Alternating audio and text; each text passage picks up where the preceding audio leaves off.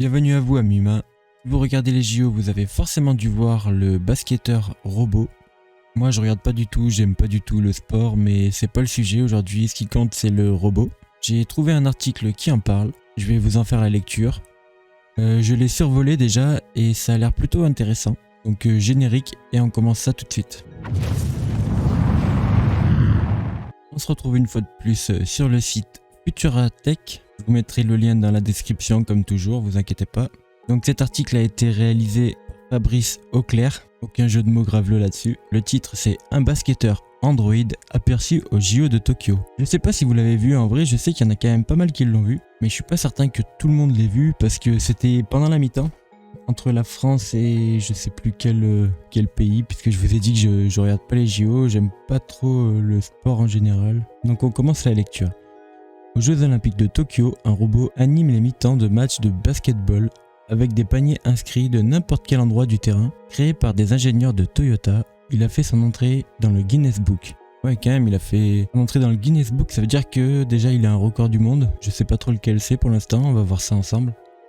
Donc là c'est une vidéo sur le pourquoi construire des robots humanoïdes. L'Android est sans doute le plus complexe sur le plan mécanique.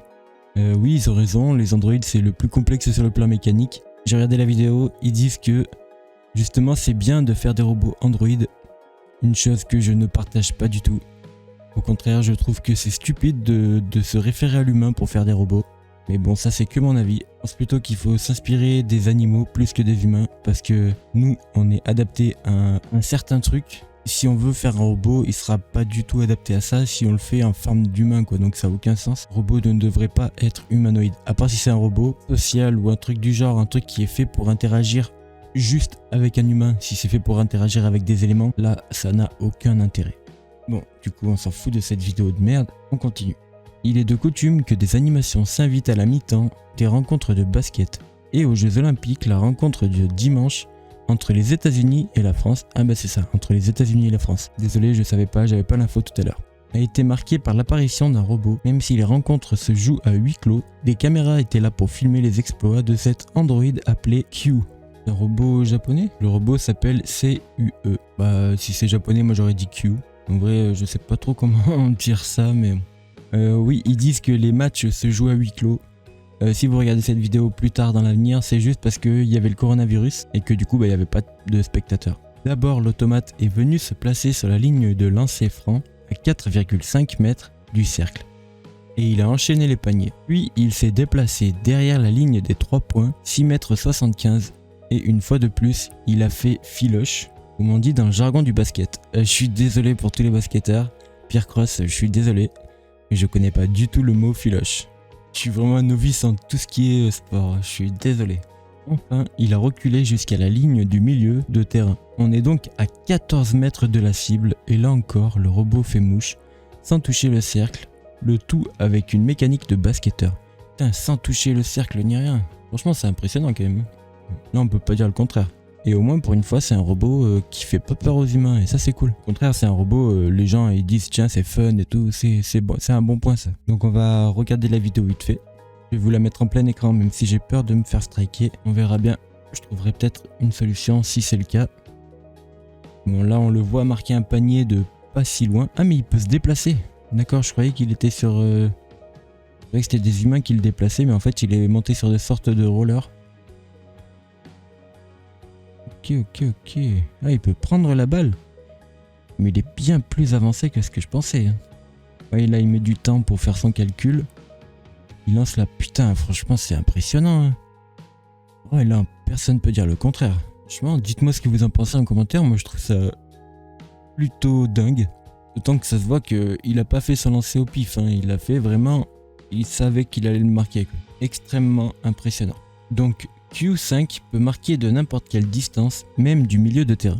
Dans le livre des records, avec 2020 tirs réussis d'affilée. 2020 tirs, de fuck. Mais c'est énorme. Comptez jusqu'à 2020, vous allez voir le temps que ça prend. 2020 tirs d'affilée. Il s'agit de la 5e version de Q, conçue en 2018 par 17 employés de Toyota sur leur temps libre à l'aide de tutos sur internet. Et je suis désolé, mais je vous fais la lecture, mais je suis choqué en même temps. Il mesure 2,10 m pour 90 kg et son numéro, le 95, signifie Q5 en japonais. Par rapport à ses petits frères, il est plus grand et plus lourd. Et peut surtout shooter de n'importe quel endroit du terrain.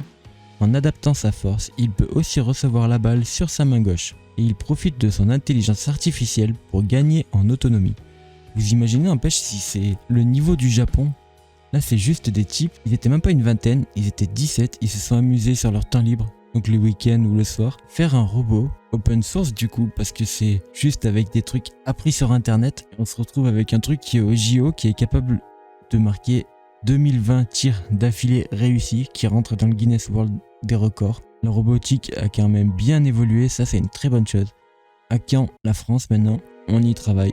Il est si adroit qu'il a fait son entrée dans le prestigieux livre des records, le Guinness Book, en inscrivant 2020 lancers francs d'affilée. Ce qu'aucun humain n'est capable de faire. Ça franchement, ça m'étonnerait qu'un seul humain peut le faire. Effectivement. Au Japon, il effectue des apparitions régulières dans des rencontres officielles. Et on l'a même vu participer à un concours de tir avec des joueurs professionnels. Et il a évidemment gagné. La supériorité de la robotique, bien entendu. L'article est déjà fini, il rentre pas vraiment dans les détails de la configuration du robot, mais du coup je vous ai trouvé quelques images. Un truc que je viens de lire et qui me perturbe un peu, c'est que ils ont dit que c'était des gens lambda qui avaient fabriqué ce robot sur leur temps libre, mais pourtant il y a marqué Toyota dessus, donc déjà pourquoi. Et de deux, là je viens de lire sur un autre article, le robot propulsé par l'IA de Toyota. Est-ce que Toyota a financé le projet ? Est-ce que c'est des employés de chez Toyota qui ont fait ça sur leur temps libre?